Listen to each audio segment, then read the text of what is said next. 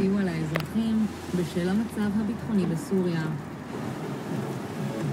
בסיום המסחר במטבע חוץ, הדולר נחלש ב0.7%, ושערו היציג נקבע על 3.76 ו4 אגורות. האירו חזק ב0.1%, 4.94 ו10 אגורות. נסיים בתחזית. בחסות וואי, זה השפרצה. מאזדה 6 החדשה עם טכנולוגיית סקאי אקטיב. הטכנולוגיה, העיצוב והריגוש נולדו מחדש. מאזדה 6 החדשה, עכשיו